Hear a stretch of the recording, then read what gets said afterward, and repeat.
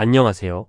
해피마인드입니다. 오늘은 많은 분들이 대수롭지 않게 넘겼다가 크게 후회하는 바로 기관지 폐렴에 대해 이야기해 드리려고 합니다. 이 영상 끝까지 보시면 올겨울 건강을 지키는데 정말 큰 도움이 되실 거예요. 아직 구독 안 하신 분들 지금 바로 구독 버튼 눌러주세요. 여러분의 구독 하나가 더 많은 분들께 건강한 정보를 전할 수 있는 힘이 됩니다. 혹시 이런 경험 있으신가요? 처음엔 그냥 감기인 줄 알았는데 며칠이 지나도 낫지 않고 기침이 점점 심해지더니 어느새 병원에서 폐렴 진단을 받았다는 분들 주변에서 한 번쯤은 들어보셨을 겁니다. 사실 기관지 폐렴은 갑자기 찾아오는 병이 아닙니다. 대부분 감기나 독감처럼 아주 평범하게 시작됩니다. 콧물이 흐르고 목이 살짝 아프고 미열과 몸살 기운이 느껴집니다. 누구나 겪는 흔한 증상이죠. 그래서 많은 분들이 며칠 쉬면 낫겠지 하고 그냥 넘기십니다. 그런데 바로 이 순간이 문제입니다. 면역력이 떨어진 상태에서 바이러스나 세균이 코와 목에서 머무르지 않고 기관지를 타고 폐 깊숙이 내려가기 시작합니다. 폐에 염증이 생기고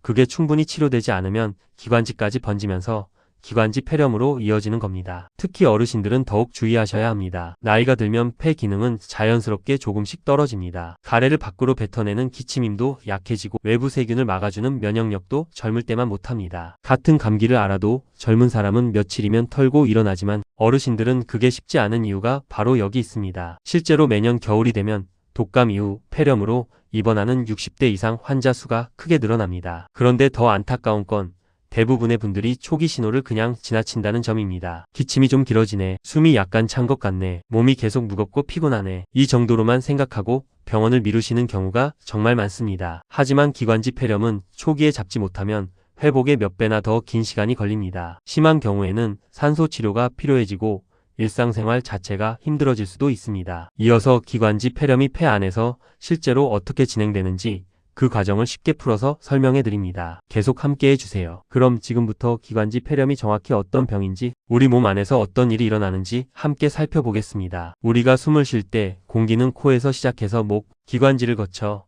폐 속 아주 작은 공기 주머니, 바로 폐포까지 들어갑니다. 건강한 상태에서는 이 폐포가 산소를 혈액으로 보내고 이산화탄소를 다시 몸 밖으로 내보내는 역할을 합니다. 우리가 매 순간 숨을 쉬고 살 수 있는 건 바로 이 폐포가 제 역할을 해주기 때문입니다. 그런데 세균이나 바이러스가 기관지를 타고 폐 안으로 들어오면 이 폐포에 염증이 생기기 시작합니다. 염증이 생긴 폐포는 점점 부어오르고 그 안에 고름과 액체가 차오릅니다. 공기가 들어와야 할 자리에 염증 물질이 가득 찬 겁니다. 그러면 산소를 제대로 흡수하지 못하게 되고 숨이 가빠지고 몸 전체가 산소 부족 상태로 빠져들게 됩니다. 이것이 바로 폐렴입니다. 여기서 한 가지 더 알아두셔야 할 게 있습니다. 폐렴이 기관지 전체로 넓게 퍼진 형태를 특별히 기관지 폐렴이라고 부릅니다. 일반적인 폐렴이 폐의 한 부분에 집중되는 것과 달리 기관지 폐렴은 기관지를 따라 여기저기 염증이 번져나갑니다. 그래서 회복이 더 어렵고 증상도 더 다양하게 나타나는 경우가 많습니다. 기관지 폐렴의 주요 원인균으로는 폐렴구균,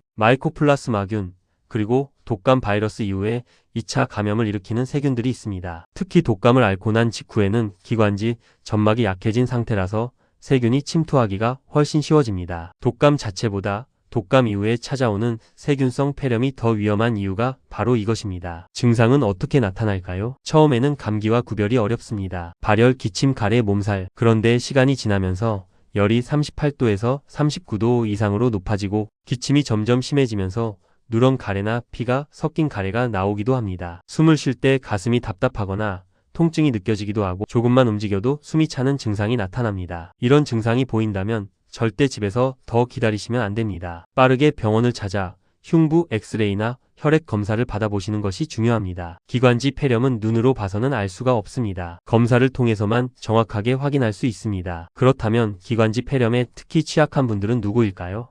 나는 해당이 되지 않는지 지금 바로 확인해 보세요. 기관지 폐렴은 누구에게나 찾아올 수 있지만 특히 더 조심하셔야 하는 분들이 있습니다. 지금 말씀드리는 항목들 본인이나 가족에게 해당되는 것이 있는지 꼭 확인해 보세요. 첫 번째는 65세 이상 어르신들입니다. 나이가 들수록 폐 기능은 서서히 떨어집니다. 폐포의 탄력이 줄어들고 기관지 점막도 얇아집니다. 젊었을 때는 기침 한 번으로 가래를 시원하게 뱉어낼 수 있었지만 나이가 들면 그 힘 자체가 약해집니다. 세균이 들어와도 몸이 빠르게 반응하지 못하는 겁니다. 그래서 같은 감기를 알아도 어르신들은 폐렴으로 번질 가능성이 훨씬 높습니다. 두 번째는 만성질환을 가지고 계신 분들입니다. 당뇨, 고혈압, 심장질환, 만성폐쇄성 폐질환, 천식 이런 질환이 있으신 분들은 면역체계가 이미 부담을 받고 있는 상태입니다. 몸이 외부 감염에 맞서 싸울 여유가 줄어든 거죠. 특히 당뇨가 있으신 분들은 혈당이 높아진 상태에서 세균이 더 빠르게 번식할 수 있어 폐렴, 합병증 위험이 일반인보다 훨씬 높습니다. 세 번째는 흡연자입니다. 담배 연기는 기관지,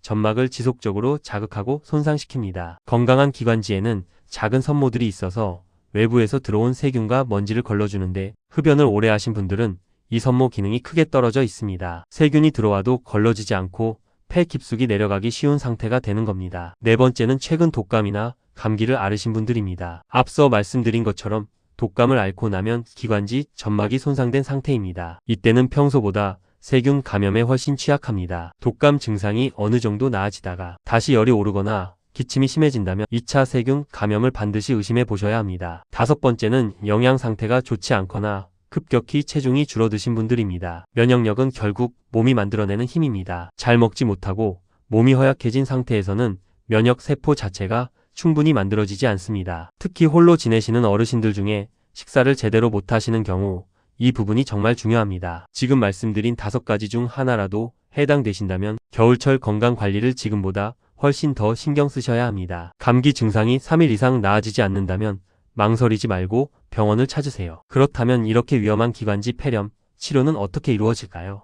항생제만 먹으면 되는 걸까요? 아니면 입원이 필요할까요?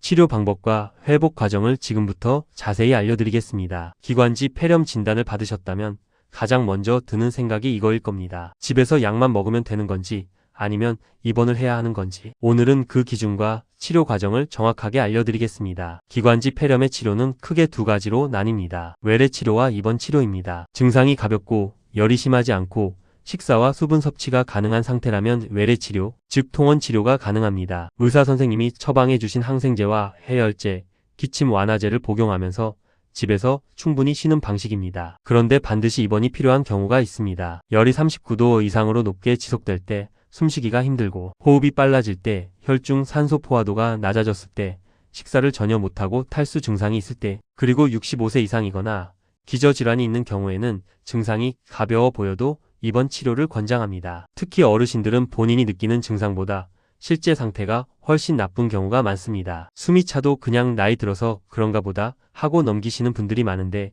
이게 정말 위험합니다. 조금이라도 이상하다 싶으면 꼭 병원에서 산소 포화도 수치를 확인해 보세요. 항생제 치료에 대해서도 꼭 말씀드리고 싶은 게 있습니다. 항생제를 처방받으셨다면 증상이 나아졌다고 해서 절대 중간에 임의로 끊으시면 안 됩니다. 많은 분들이 사흘쯤 지나서 열이 내리고 기침이 조금 줄어들면 약을 멈추시는데 이렇게 하면 세균이 완전히 사라지지 않고 다시 번질 수 있습니다. 더 큰 문제는 항생제 내성이 생길 수 있다는 겁니다. 처방된 기간 동안 끝까지 복용하는 것이 정말 중요합니다. 입원 치료를 받게 되셨다면 보통 산소 치료와 수액 공급, 정맥 항생제 투여가 함께 이루어집니다. 폐 기능이 많이 떨어진 경우에는 흡입기나 네뷸라이저로 기관지를 확장시키는 치료도 병행합니다. 회복 기간은 개인차가 있지만 일반적으로 외래 치료는 일주일에서 2주일, 입원 치료가 필요한 경우는 2주일에서 한 달 이상 걸리기도 합니다. 퇴원 후에도 완전히 회복됐다고 느끼기까지 체력이 돌아오는데 시간이 필요합니다. 퇴원하셨다고 해서 바로 무리하게 움직이시면 안 됩니다. 폐는 한번 손상되면 회복이 더딥니다. 충분한 휴식과 영양 섭취, 그리고 정기적인 외래 추적 검사가 꼭 필요합니다. 치료 못지않게 중요한 것이 바로 예방입니다. 기관지 폐렴, 사실 미리미리 막을 수 있는 방법들이 있습니다. 실생활에서 바로 실천할 수 있는 예방법과 폐렴이 왜 생기는지, 어떤 분들이 위험한지, 치료는 어떻게 하는지 함께 알아봤습니다. 마지막으로 가장 중요한 이야기, 바로 예방과 일상관리법입니다. 오늘 알려드리는 것들 어렵지 않습니다. 지금 당장 실천하실 수 있는 것들입니다. 첫 번째, 독감 예방접종은 선택이 아닌 필수입니다. 기관지 폐렴의 가장 흔한 시작점이 독감이라는 걸 기억하세요. 매년 가을 10월 안에 독감 예방접종을 맞으시면 독감에 걸릴 위험을 크게 줄일 수 있고 설령 걸리더라도 증상이 훨씬 가볍게 지나갑니다. 65세 이상 어르신들은 폐렴구균 백신도 함께 맞으시길 강력히 권장합니다. 폐렴구균 백신은 한 번 또는 2번 접종으로 수년간 효과가 지속됩니다. 보건소에서 무료로 맞으실 수 있으니 꼭 확인해 보세요. 두 번째, 손 씻기와 실내 환경 관리입니다. 기관지 폐렴을 일으키는 세균과 바이러스는 대부분 손을 통해 코와 입으로 들어옵니다. 외출 후, 식사 전, 화장실 사용 후에는 반드시 비누로 30초 이상 손을 씻으세요. 실내 환기도 중요합니다. 겨울이라고 창문을 꼭 닫아두시는 분들이 많은데 하루 2번 이상 환기를 시켜주셔야 실내 세균 농도를 낮출 수 있습니다. 습도는 50에서 60% 정도로 유지해 주시면 기관지, 점막이 건조해지는 것을 막을 수 있습니다. 세 번째, 충분한 수분 섭취입니다. 기관지가 촉촉하게 유지되어야 세균과 먼지를 걸러내는 기능이 제대로 작동합니다. 하루 1.5리터에서 2리터의 물을 꾸준히 마셔주세요. 한꺼번에 많이 드시기보다 조금씩 자주 드시는 것이 좋습니다. 따뜻한 물이나 보리차가 기관지에 특히 도움이 됩니다. 네 번째, 규칙적인 식사와 영양 관리입니다. 면역력은 결국 잘 먹는 것에서 시작됩니다. 단백질이 풍부한 음식, 계란, 두부, 생선, 닭가슴살을 꾸준히 드시고 비타민C가 풍부한 채소와 과일도 함께 챙겨 드세요. 식욕이 없더라도 조금씩이라도 규칙적으로 드시는 습관이 중요합니다. 몸무게가 갑자기 줄었다면 면역력이 떨어졌다는 신호일 수 있으니 주의하세요. 다섯 번째, 증상이 3일 이상 지속되면 바로 병원을 찾으세요. 감기 기운이 있는데 3일이 지나도 나아지지 않는다면, 기침이 점점 심해진다면, 열이 38도 이상으로 오른다면, 숨이 차거나 가슴이 답답하다면 지체하지 마시고 병원을 찾으세요. 빠른 진단이 빠른 회복으로 이어집니다. 오늘 기관지 폐렴에 대해 처음부터 끝까지 함께 알아봤습니다. 감기처럼 시작되지만 방심하면 폐 깊숙이 번지는 병. 하지만 오늘 알려드린 것들만 잘 실천하셔도 충분히 예방하고 건강한 겨울을 보내실 수 있습니다. 이 영상이 도움이 되셨다면 좋아요와 구독 버튼 눌러주세요. 여러분의 소중한 가족과 이웃에게도 꼭 공유해 주시면 감사하겠습니다. 해피마인드는 앞으로도 여러분의 건강한 일상을 응원하겠습니다.